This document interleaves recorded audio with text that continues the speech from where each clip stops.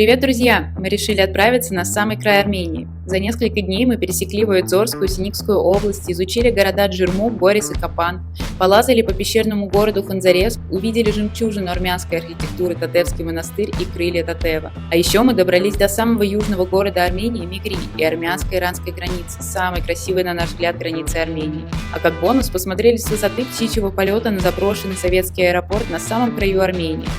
Давайте же начнем! Всем привет! Привет! Мы в Иране, могли бы мы сказать, но чуть-чуть нет. Мы на самой границе Армении и Ирана, в самом южном городе Армении Мигри. За нами Иран. И бесконечные иранские горы. И иранское палящее солнце. И иранские автомобили. И иранцы.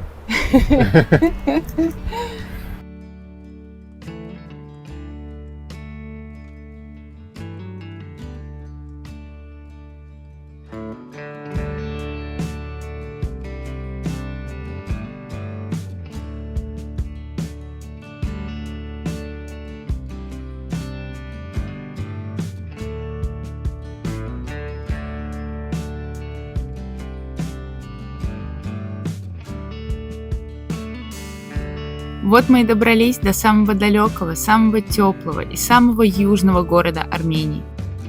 Мигри мне сразу показался каким-то цветущим оазисом посреди неприступных скалистых гор Зандигура и Мигринского хребта.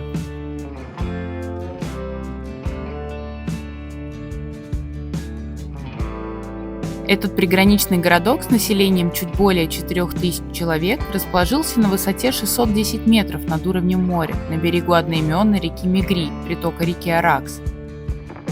Благодаря тому, что город находится, можно сказать, в низине относительно большей части территории Армении, климат здесь значительно теплее, и в середине октября мы еще ходили в футболках под палящим солнцем.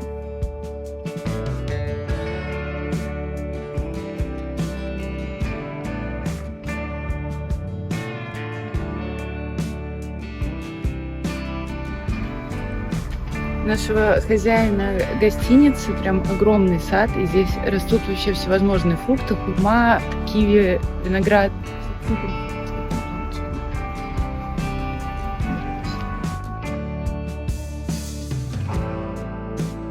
Мигри славится своими вкусными сладкими фруктами. Кстати, Мигри с армянского переводится как «медовый», так что такое название города полностью оправдано. Особенности климата, мягкие зимы и жаркое лето дало возможность местным жителям выращивать здесь те фрукты, которые не растут в остальной части страны. Например, киви, гранаты, оливки, инжир, хурму, разные цитрусовые. Хозяева гостиницы, в которой мы остановились переночевать, провели нам целую экскурсию по своему саду и угостили нас только что собранным урожаем. Это грецкие орехи.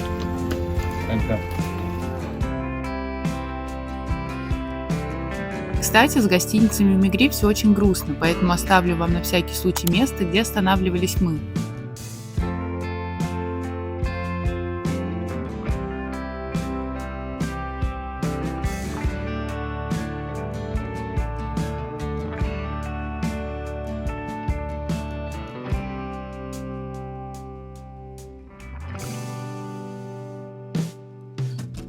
Мы в Мигри приехали в середине октября, а осень здесь – это сезон, когда почти на каждом балконе или террасе сушатся сотни плодов яркой спелой хурмы. Выглядит очень колоритно.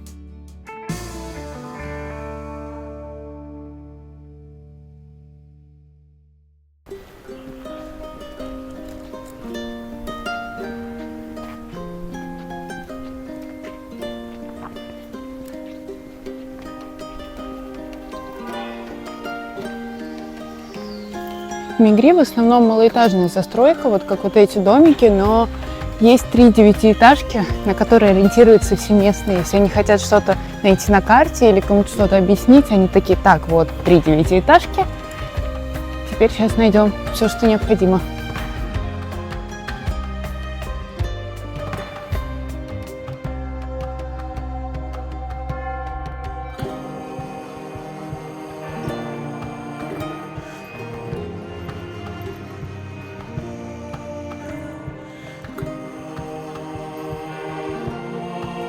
Церкви Мигри сильно отличаются от храмов во всей остальной Армении. Для них характерна кирпичная кладка на базальтовом основании, а стены внутри мигринских церквей расписаны яркими фресками.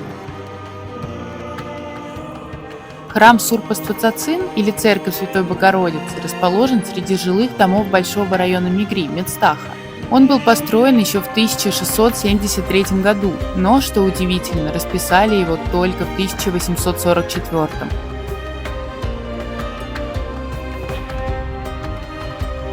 Особого внимания здесь заслуживает фреска «Адам и Ева в раю», на которой древо жизни изображено в виде гранатового дерева, почитавшегося в Армении еще с языческих времен.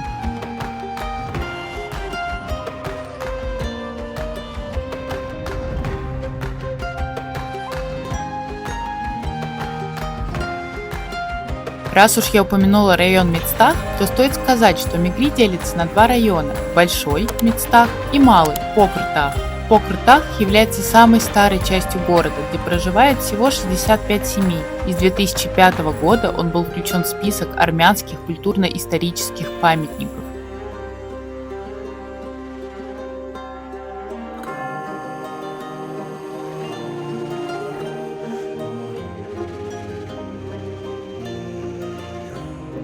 Здесь же, в Мецтахе, находится и крепость Мигри. О крепости Мигри известно еще с XI века. Ее архитектурная композиция представляет собой уникальный образец армянской техники фортификации. У этой крепости нет стен, их заменяют высокие горы, а на вершинах горной цепи расположено 6 башен, 4 круглые и 2 прямоугольные. Основная задача крепости заключалась в защите северной части города, поскольку южная часть находилась под естественной защитой реки Мигри.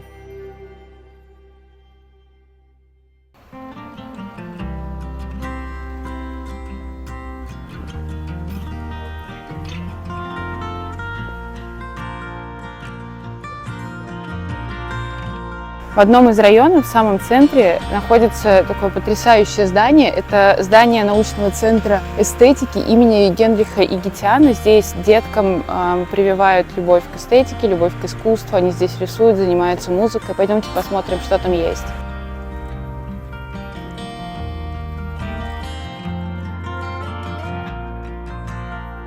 В холле Центра эстетики висит очень много картин, которые рисуют детки. Здесь картины с армянской тематикой, с гранатами, с природой Мигри, с природой Армении. Также просто обычные тематические, вот, например, зимние картины.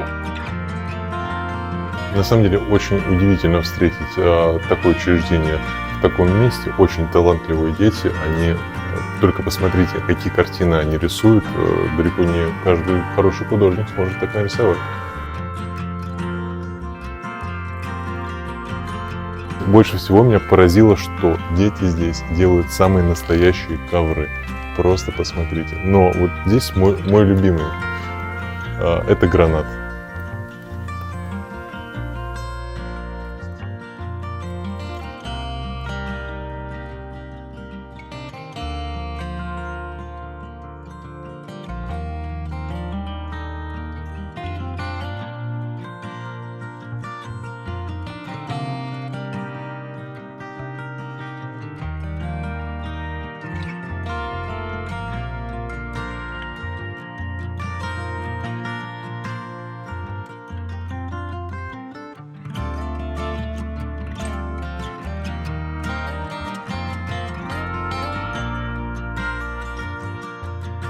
Так, друзья, мы наконец-то на границе с Ираном.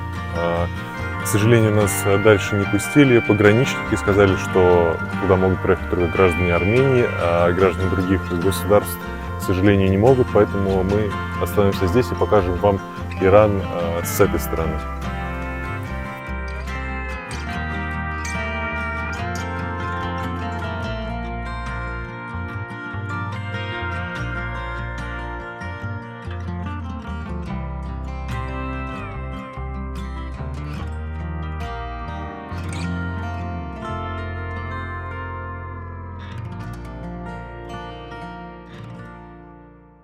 То, что вы видите, эта река называется Аракс. Прямо за ней находится Иран. И отсюда можно даже увидеть, как иранские машины ездят по дороге, потому что она идет параллельно армянской. Эта долина реки просто Ну, вы сами видите, какой есть сумасшедший вид. Я не знаю, камера это передаст, но я очень рекомендую сюда съездить, просто посмотреть на это. Зеленая долина с рекой, и вокруг просто горы, пустынные горы, ни одной травинки на них даже нет.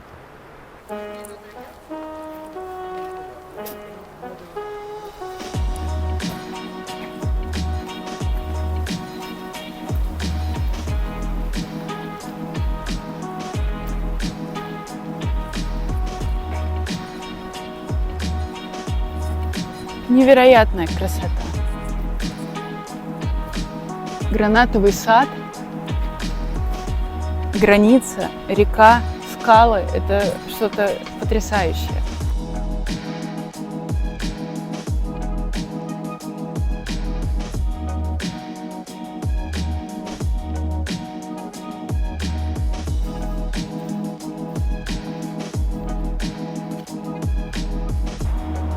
В советские времена Мегри был более густо населен, более активное движение здесь было, потому что ходил поезд Нахичевань, Ереван-Нахичевань-Мегри.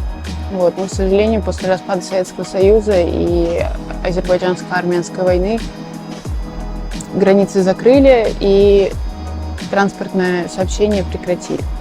Поэтому сейчас Мегри – это маленький приграничный городок с огромным количеством самых редких для Армении фруктов. Большинство фруктов в Армении выращиваются именно в регионе Мегри. Например, хурма растет только в Мегри. Бабочка, Ваня, иди сними быстро бабочку. Ой, ё-моё.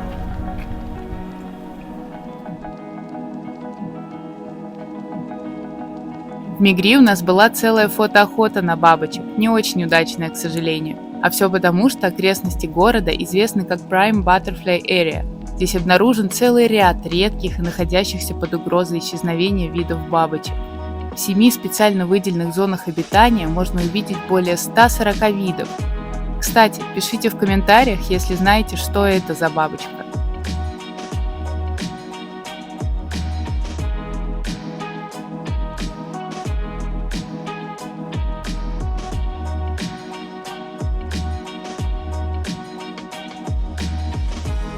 Хотя Армения небольшая страна, в ней насчитывается целых 12 аэропортов, поэтому последней точкой нашего путешествия стал аэропорт Мегри, который, по словам местных, уже очень давно заброшен.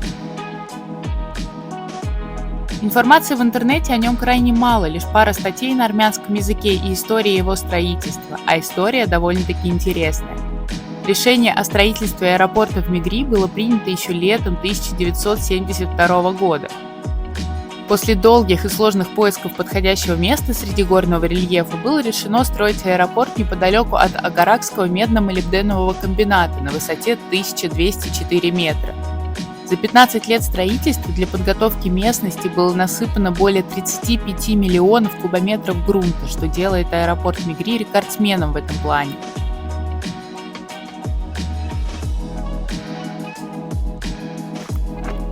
Это взлетно-посадочная полоса аэропорта Мегри. Безумнейший красивый аэропорт когда-то был. В 1985 году состоялось открытие аэропорта. Перевозки из ереванского Эребуни сюда осуществлялись самолетами Ан-2, известными как кукурузники. А полет Ереван-Мегри занимал всего 1,5 часа. Когда-то давно на этом месте стояли самолеты. Люди собирались в отпуск, люди собирались куда-то лететь, но, к сожалению, теперь это место абсолютно заброшено. Кроме нас тут никого нет.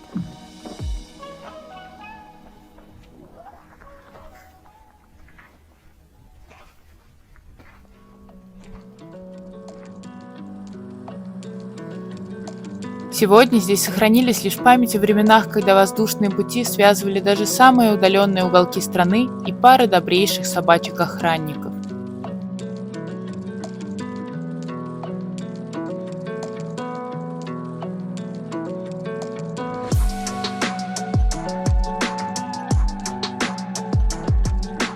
Мегри – неизведанный туристами уголок Армении, где переплетаются природа, культура и история, создавая неповторимую атмосферу какой-то совсем другой Армении. Здесь неприступные скалы соседствуют с живописной долиной реки Аракс, в зеленых садах спеют гранаты, дома украшают гирлянды из медовой хурмы, а каждая улочка города наполнена уникальным колоритом.